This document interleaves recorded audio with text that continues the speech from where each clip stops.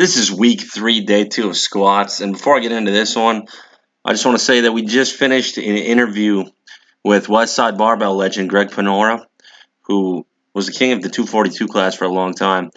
And there were some crazy, untold Westside Barbell stories for literally probably an hour of the podcast. So if you're interested in listening to that, I'm going to try to get that up Sunday evening.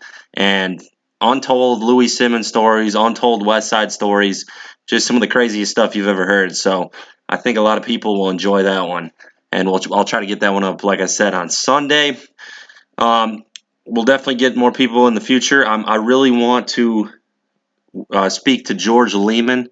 He's a little tougher to get a hold of now, but that's one I definitely want to do. That's my utmost priority. And then I also want to do Johnny Candido. So those are the two that really interest me that I want to get. And, if anybody has any suggestions or any ones that you guys want to hear, Daniel Bell is another one we'll get. The highest total ever in sleeves he's hit. And we'll just keep them coming. But as far as the second day of squats here, we're up to 209 pounds. Still not very heavyweight, 95 kilos. But the beauty of this is I'm just drilling form over and over while I'm killing my legs with Bulgarian split squats, and that is what's really putting the mass on my legs and getting my quads a lot stronger. So even though I'm going up 5 kilos per session on squats, it's not feeling any heavier at all. And obviously you could make the argument that, well, yeah, it's such lightweight, it's such a sub-maximal load. Of course it's not. But at the same time, I feel like my quads are just getting stronger because I'm doing roughly 80 reps per leg with split squats per session. So they're just getting the work done there. And I'm going to make that hopefully turn quads from a weakness into a strength by the time my next meet comes around next year.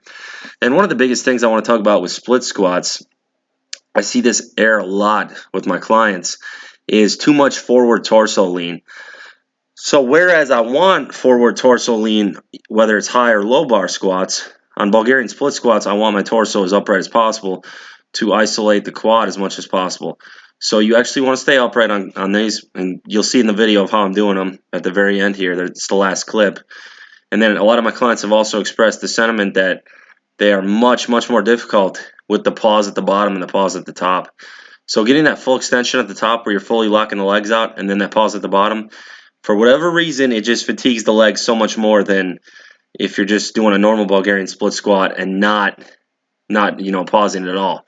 But I absolutely love the Bulgarian split squats for building stability, working on balance, building overall quad strength and glute strength, as well as the glute medius, and then also just putting mass on the legs. Like nothing's going to put more mass on your legs than high rep split squats and just destroying them. So today I actually did 2 sets of 25 per leg with 45-pound dumbbells, and then I went to the higher bench and I did 2 sets of 15 with 40-pound dumbbells, pausing every rep, and they're paying off. So things are going pretty well. One of the things I started doing, particularly on the last 2 sets here of squats today, was I worked on really pulling my arms in tight against my lats. That was one of the things that I wasn't doing as well on the early sets, but it makes it tougher for me to keep my back in a good position because it requires more mobility.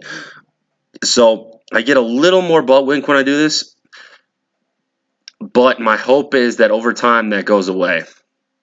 And as you'll see here, the bar is perfectly straight on this set, using the claw grip again.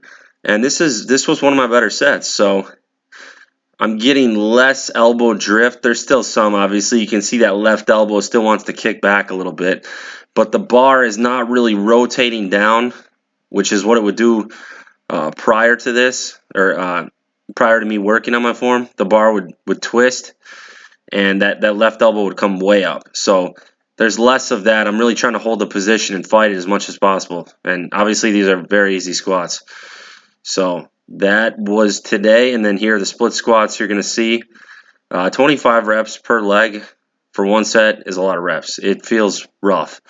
But one thing I like to do on split squats as well is you don't hit the legs back to back. Like you do one leg, like I'm doing here with the right leg, and then you take about a 5-minute break before you hit the left leg.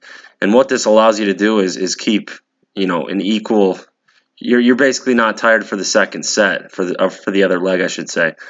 So you're not fatigued, and you're not doing the second leg with crappy form. The form doesn't suffer because you're tired from the first leg. So that's why I like to break it up and give myself a break in between those. But look here, this is what I'm talking about. Upright torso position. Obviously, as you fatigue and these get tougher, you're going to have a little forward lean, but you want to try to minimize that forward lean as much as possible, because when I do these, I'm really focusing on the quads. Quads are the target. That's the weakness. That's what we're after.